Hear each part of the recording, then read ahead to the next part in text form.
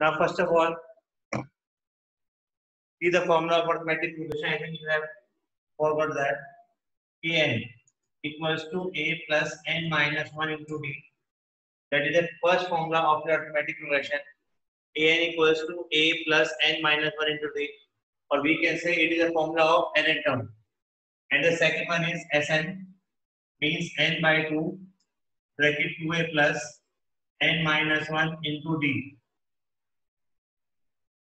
This is a formula of sum of n terms. This is a formula of sum of n term. This is a formula of n term, and this is a formula of sum of n term. Means एक formula और है हमारे पास Sn is equal to n by 2 bracket a plus n. ये भी पढ़ा होगा आपने. तो a plus l का मतलब यहाँ पे क्या है? First term plus last term. ठीक है, इस तरह से हमने अपने क्वेश्चन को स्टार्ट करना है. Now we'll move with the questions part. You have to write the formula in your copy. An is equal to a plus n minus 1 into d, and Sn equals to n by 2 bracket 2a plus n minus 1 into d. And the other formula for Sn equals to n by 2 bracket a plus l. This is a part of the what? This is a formula of sum of n term. ये sum of n term का formula बेटा, और ये n term का formula. ठीक है? Now first of all we will start with the exercise 9.2 question number 1. Question number 1 start करेंगे बेटा.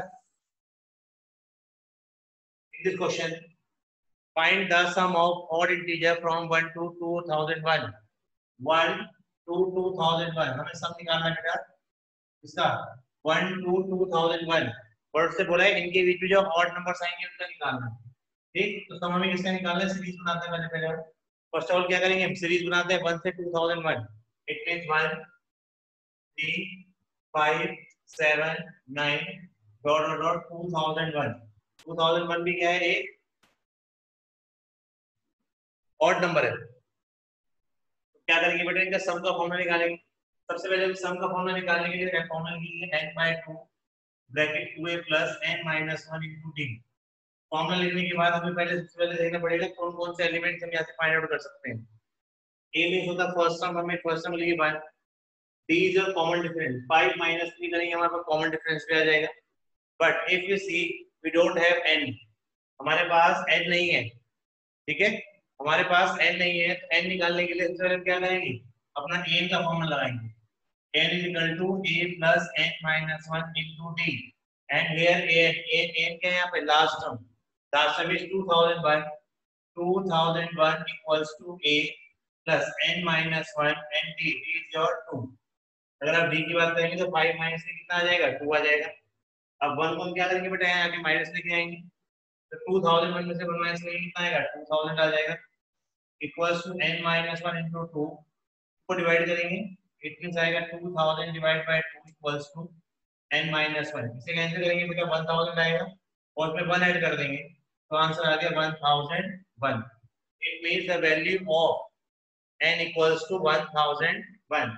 Now simply we can put the formula of Sn, means Sn equals to 1001 divided by 2 bracket 2 into 1 plus 1000 minus 1001 minus 1 multiply by what? This is a formula of Sn. क्या करेंगे हम यहाँ पे? 1001 n by 2. n कितना है हमारे पास? 1001. n by 2 bracket 2a 2 into 1 plus n minus 1. n minus 1 means 1000 minus 1 into 2. ठीक, देखिए जरा 1001 divided by 2. यहाँ पे कितना आएगा? 2 प्लस इसको माइनस करेंगे कितना आएगा? इसको माइनस करके आएगा 1000. 1000 into 2 कितना हो गया? 2000. इट मीन अंदर प्लस में कितना आ गया? 2000 प्लस 2 कितना होगा? 2002 आ जाएगा. यहाँ सिंपलीफाई करते हैं बेटा. Sn equals to 1001 divide by 2 into 2002. अगर हम 2002 को मल्टीप्लाई कर देंगे, इससे डिवाइड करेंगे बेटा 2 से, तो we will gate 1001 multiply 1001. This is the formula of what? This is the formula of Sn. हमारे पास Sn का जो आंसर आया बेसिकली 1001 into 1001 आया है. अब क्या करेंगे? 1001 और 1001 को क्या करेंगे? मल्टीप्लाई. जल्दी करके बताओ क्या आंसर आएगा? 1001 into 1001। Very good. इसका आंसर आएगा 100 100 2001 10020001। This is a form. This is the answer of the sum of odd numbers from 1 to 2000 is 2। देखिए सर, इसका मतलब a equals to कितना दिया हुआ है बेटा हमें? 2 दिया हुआ है। First term is 2 and the sum of first fifth term is 1/4 the sum of the next fifth term. Show that 28th term is 1/1 देखिए बेटा, बड़ा अच्छा क्वेश्चन है, पेपर में भी आता है। ठीक है, अब हम क्या करेंगे इसके अंदर, a कितना दे रखा है बेटा हमें? 2। जब हमें a यहाँ पर 2 दे रखा है और उसने बोला है sum of first 5 term is equals to 1/4 is the sum of next 5 terms। ये जो क्वेश्चन है स्टेटमेंट, यही बड़ी इंपॉर्टेंट है। देखिए, जो हमारे पास एसएन का फॉर्मूला होता है बेटा, वो फॉर्मूला हम यूज करते हैं starting from the first term से स्टार्ट करते हैं उसको, तब जाके वो आगे सीरीज में कंटिन्यू होता है। ठीक है, लेकिन अगर हम बात करते हैं the sum of the first 5 term और उसके नेक्स्ट 5 टर्म्स में, देखिए कैसे 1 2 3 4 5 6 7 8 9 10। लेट्स सपोज 10 नंबर्स हैं एपी के, तो उसने बोला है कि दिस टर्म और इसका सम, इसका मतलब है फर्स्ट 5 टर्म्स ये होती हैं और नेक्स्ट 5 टर्म्स ये वाली होती हैं। तो भी हम एसएन का फॉर्मूला लगाते हैं, ये फर्स्ट टर्म से स्टार्ट होता है। ठीक है, starting from the first term, यानी अगर मैं फर्स्ट टर्म से S5 की बात करता हूँ तो ये होगा S5, इसको हम S5 बोलेंगे। S5 का मतलब है sum of first 5 terms, sum of first 5 terms. लेकिन अगर हम नेक्स्ट 5 टर्म्स की बात करते हैं तो उसके लिए हम S5 नहीं यूज कर सकते हैं, क्योंकि S5 यूज करेंगे तो गलत हो जाएगा। S5 का मतलब होता है स्टार्टिंग से 5th टर्म होती है। तो लेकिन उसने जो कंडीशन दी है वो ये दिया है कि अगर हम the sum of first 5 term is 110 the sum of next 5 terms, तो इस वाले के सम का जो है वो क्या है, ये वाला सम जो है वो इसका 1/4 है। ये वाला जो सम है वो इस वाले पार्ट में क्या है 1/4। देखिए इसका सम निकालें कैसे, सबसे बड़ी प्रॉब्लम ये है यहाँ। तो देखिए इसका सम निकालने का कोई डायरेक्ट मेथड नहीं है हमारे पास। अगर मैं कहूँ कि इसका सम निकाल देते हैं तो उसके लिए हमारे पास कोई डायरेक्ट मेथड नहीं है, तो करेंगे क्या उसके लिए, वो समझिए। सुनिए, हम क्या करते हैं, इसका सम निकालने के लिए स्टार्टिंग से पूरी की पूरी 10 टर्म्स का सम निकाल लेते हैं, मींस S10। और अगर मैंने सारी स्टार्टिंग के 10 टर्म का सम निकाल लिया तो ये वाला माइनस कर दो उसमें से, जैसे इस वाले में से ये वाला पार्ट माइनस होगा तो इसका आंसर आ जाएगा। इट मीन नेक्स्ट 5 टर्म्स के लिए यूज करेंगे S10 minus S5। S10 minus S5 मैंने आपको डिक्लेयर किया है यहाँ पे। इस वाले टर्म्स के लिए हमारे पास डायरेक्ट फॉर्मूला है S5, इसके लिए नहीं है। तो तरीका क्या है, पूरे का सम निकालो 10 टर्म्स का और स्टार्टिंग के 5 टर्म का माइनस कर दो। तो अगर हम यहाँ से यहाँ तक का सम निकालेंगे, इसमें माइनस कर देंगे, इस वाले पार्ट को माइनस कर देंगे, तो इसका ही सम रह जाएगा हमारे पास। फॉर्मूला क्या लगा, S10 minus S5। As per the question requirement ने बोला है कि the sum of the first 5 terms is 1/4 the sum of the next 5। ऐसे ये स्टेटमेंट उसने बोली है। इस फर्स्ट 5 टर्म का सम इक्वल टू क्या है 1/4 ऑफ नेक्स्ट 5। नेक्स्ट 5 का मतलब क्या है, इस वाले पार्ट की बात चल रही है। अब देखिए हम क्या करेंगे, पहले थोड़ा सिंपलीफाई कर लेते हैं, उसके बाद स्टार्ट करेंगे कैलकुलेशन। तो ऊपर ले जाएंगे, यहाँ पे आएगा 4 time of S5 equals to S10 minus S5। अब माइनस का S5 यहाँ जाके क्या हो जाएगा, प्लस हो जाएगा। माइनस का S5 यहाँ जाके क्या हो जाएगा, प्लस, क्योंकि लाइट टर्म से आपने प्लस हो जाएंगे। तो कितना आ जाएगा 5 times of S5 equals to क्या होगा S10। ये जो माइनस था बेटा इधर क्या हो गया, प्लस हो गया। तो 4 टाइम ऑफ S5 प्लस हो गया कितने, 1 टाइम ऑफ S5 में, कितना आ गया 5 time of S5 equal to S10। अब सिंपली क्या करना है, दोनों की आइडेंटिटी पुट अप करनी है हमें, इस S5 की भी और S10 की भी। देखिए कैसे आइडेंटिटी पुट अप होगी इसके अंदर। सबसे पहले हम क्या करेंगे, 5 times of S5, 5 times of S5 का फॉर्मूला लगाएंगे, कितना आएगा।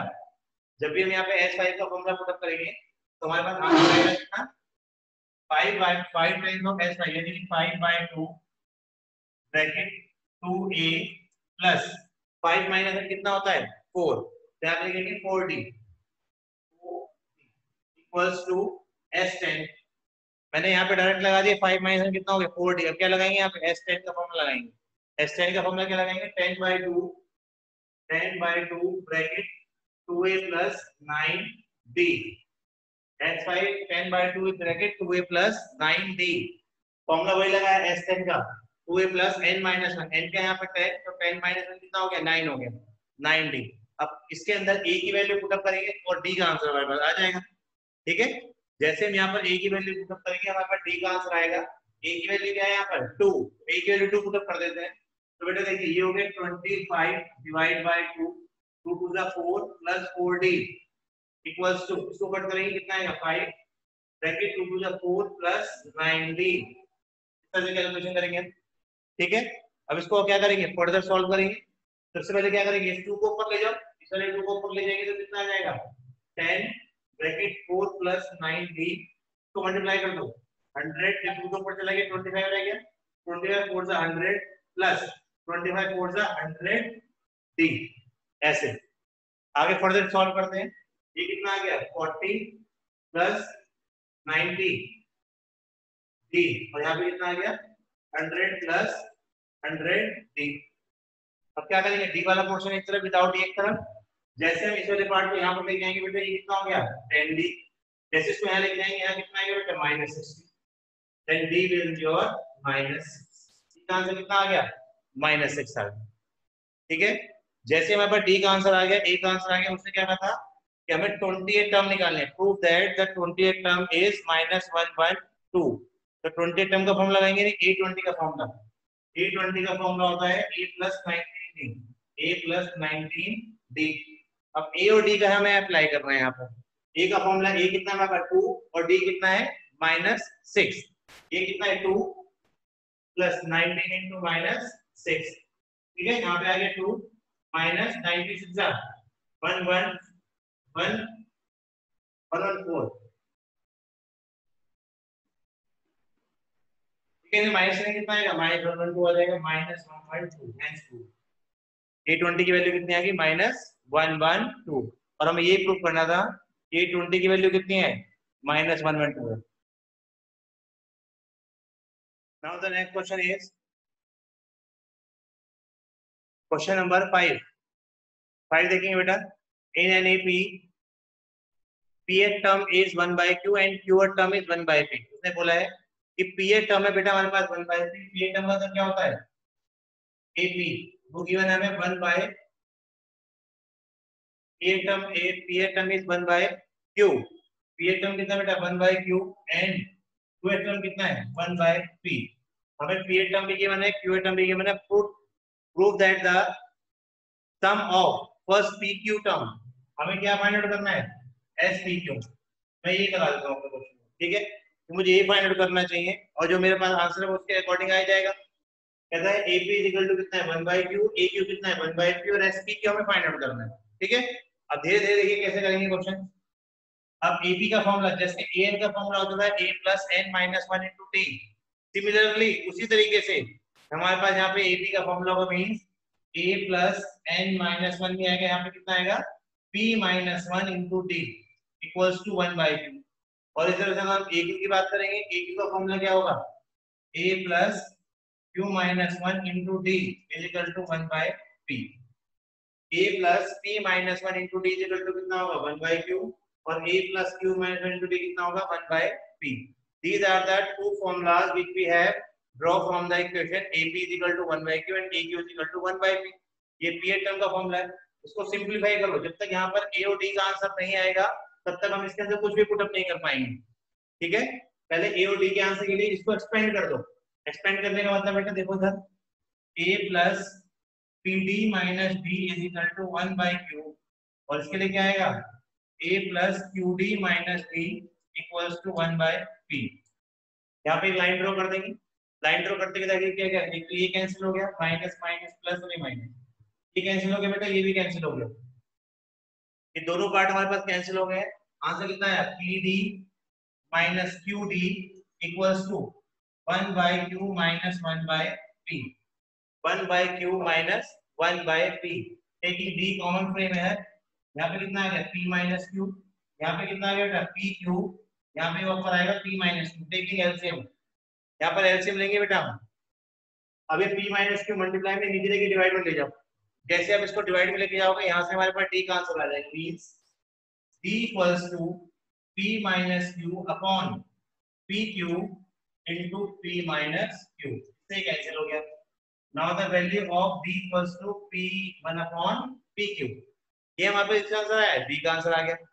जैसे मतलब डी का आंसर आएगा किसकी वैल्यू निकालेंगे बेटा, ए की वैल्यू निकालेंगे।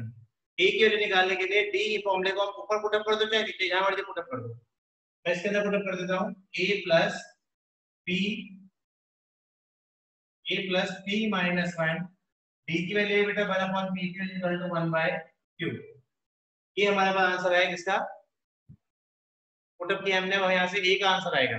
ध्यान समझना, 1 अपॉन पी क्यू को p से मल्टीप्लाई करेंगे, 1 अपॉन पी क्यू को 1 से मल्टीप्लाई करेंगे। जैसे हम 1 अपॉन पी क्यू को p से मल्टीप्लाई करेंगे, देखिए क्या आएगा, p, p को मल्टीप्लाई करो 1 अपॉन डिस्ट्रीब्यूटिव प्रॉपर्टी, इसको इससे करेंगे 1 अपॉन p को मल्टीप्लाई करो 1 अपॉन p से, तो p से भी कैंसिल हो गया, आ गया 1 बाय q। माइनस 1 को मल्टीप्लाई करेंगे माइनस 1 अपॉन पी क्यू से, minus 1 upon P q equals to what, equals to 1 by 2।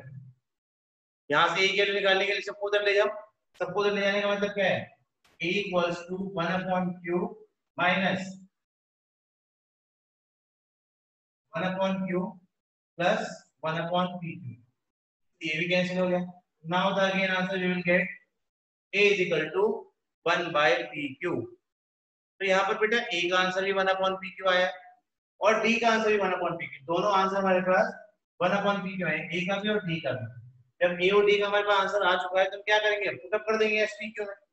अब SPQ का फॉर्मूला देखिए क्या होता है, SPQ इक्वल्स n की जगह PQ आ गया ना, तो PQ by 2 bracket 2 into a, ये कितना है 1 by PQ plus n minus 1 यानी कि PQ minus 1 into d, d कितना फिर again 1 upon PQ, 1 upon PQ।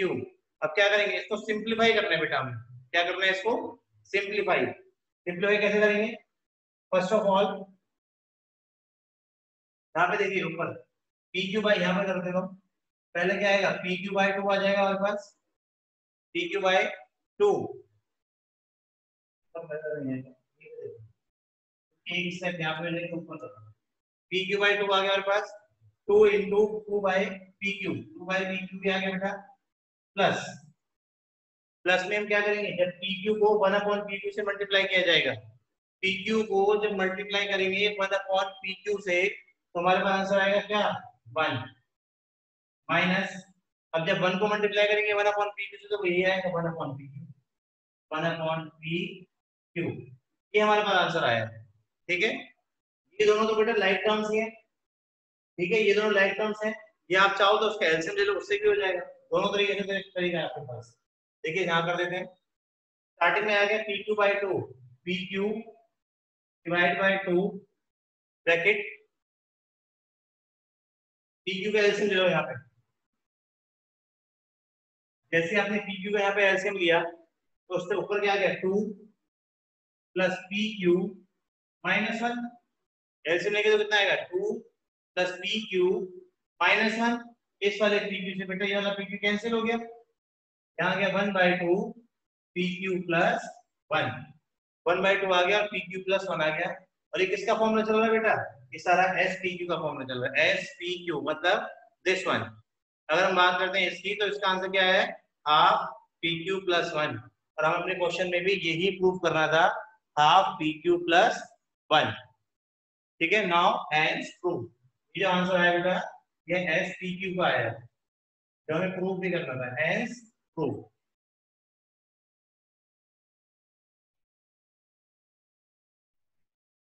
Next question है बेटा हमारे पास, क्वेश्चन नंबर 7, कहता है find the sum of n terms of the AP whose k term is 5k plus 1।